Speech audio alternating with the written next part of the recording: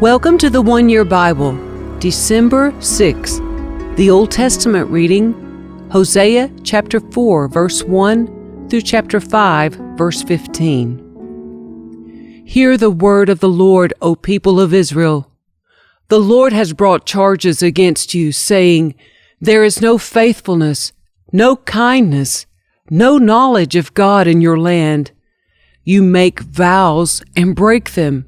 You kill and steal and commit adultery. There is violence everywhere, one murder after another. That is why your land is in mourning, and everyone is wasting away. Even the wild animals, the birds of the sky, and the fish of the sea are disappearing. Don't point your finger at someone else and try to pass the blame. My complaint, you priests, is with you. So you will stumble in broad daylight, and your false prophets will fall with you in the night. And I will destroy Israel, your mother. My people are being destroyed because they don't know me. Since you priests refuse to know me, I refuse to recognize you as my priests. Since you have forgotten the laws of your God, I will forget to bless your children. The more priests there are, the more they sin against me. They have exchanged the glory of God for the shame of idols. When the people bring their sin offerings, the priests get fed. So the priests are glad when the people sin. And what the priests do, the people also do. So now I will punish both priests and people for their wicked deeds. They will eat and still be hungry. They will play the prostitute and gain nothing from it, for they have deserted the Lord to worship other gods. Wine has robbed my people of their understanding. They ask a piece of wood for advice. They think a stick can tell them the future. Longing after idols has made them foolish. They have played the prostitute, serving other gods and deserting their God. They offer sacrifices to idols on the mountaintops. They go up into the hills to burn incense in the pleasant shade of oaks, poplars, and terebinth trees. That is why your daughters turn to prostitution, and your daughters-in-law commit adultery. But why should I punish them for their prostitution and adultery? For your men are doing the same thing, sinning with whores and shrine prostitutes. O foolish people, you refuse to understand, so you will be destroyed. Though you, Israel, are a prostitute, may Judah not be guilty of such things. Do not join the false worship at Gilgal or Beth-aven, and do not take oaths there in the Lord's name.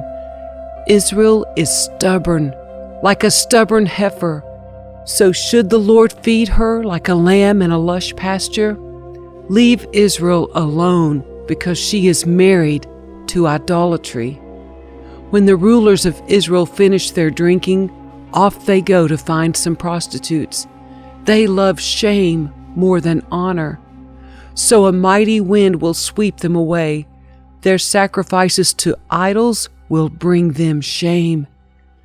Hear this, you priests. Pay attention, you leaders of Israel. Listen, you members of the royal family. Judgment has been handed down against you, for you have led the people into a snare by worshiping the idols at Mizpah and Tabor. You have dug a deep pit to trap them at Acacia Grove. But I will settle with you for what you have done. I know what you are like, O Ephraim. You cannot hide yourself from me, O Israel. You have left me as a prostitute leaves her husband. You are utterly defiled. Your deeds won't let you return to your God. You are a prostitute through and through, and you do not know the Lord. The arrogance of Israel testifies against her. Israel and Ephraim will stumble under their load of guilt. Judah, too, will fall with them. When they come with their flocks and herds to offer sacrifices to the Lord, They will not find him, because he has withdrawn from them. They have betrayed the honor of the Lord, bearing children that are not his. Now their false religion will devour them along with their wealth. Sound the alarm in Gibeah. Blow the trumpet in Ramah. Raise the battle cry in Beth-aven. Lead on into battle, O warriors of Benjamin. One thing is certain, Israel. On your day of punishment, you will become a heap of rubble. The leaders of Judah have become like thieves, so I will pour my anger on them like a waterfall. The people of Israel will be crushed and broken by my judgment, because they are determined to worship idols. I will destroy Israel as a moth consumes wool. I will make Judah as weak as rotten wood. When Israel and Judah saw how sick they were, Israel turned to Assyria, to the great king there, but he could neither help nor cure them. I will be like a lion to Israel, like a strong young lion to Judah. I will tear them to pieces. I will carry them off, and no one will be left to rescue them. Then I will return to my place until they admit their guilt and turn to me. For as soon as trouble comes, they will earnestly search for me.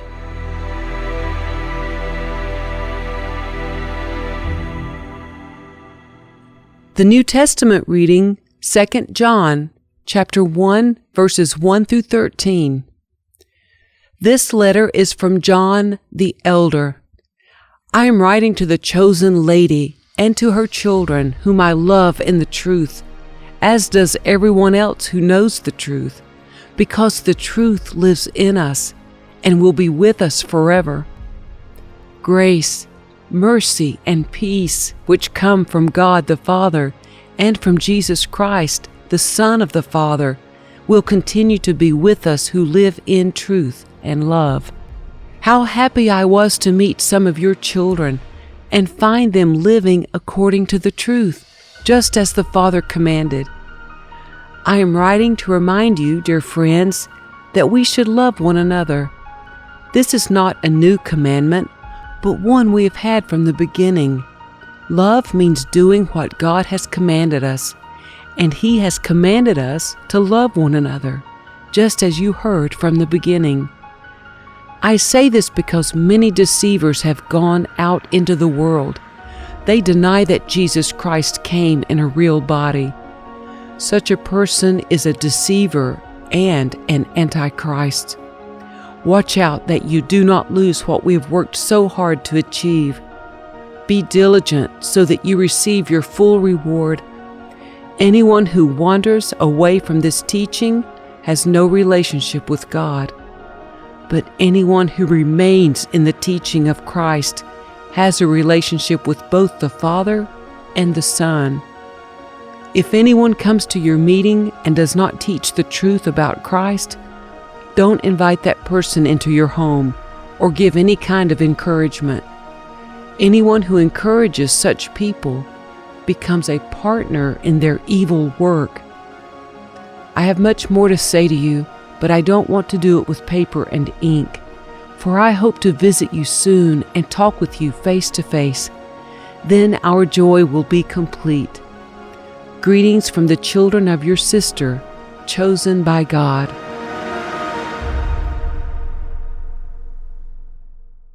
Psalm 125, verses 1 through 5. Those who trust in the Lord are as secure as Mount Zion. They will not be defeated, but will endure forever. Just as the mountains surround Jerusalem, so the Lord surrounds His people, both now and forever. The wicked will not rule the land of the godly, for then the godly might be tempted to do wrong. O Lord, do good to those who are good, whose hearts are in tune with you. But banish those who turn to crooked ways, O Lord. Take them away with those who do evil. May Israel have peace. Proverbs 29, verses 9 through 11. If a wise person takes a fool to court, there will be ranting and ridicule, but no satisfaction. The bloodthirsty hate blameless people, but the upright seek to help them. Fools vent their anger, but the wise quietly hold it back.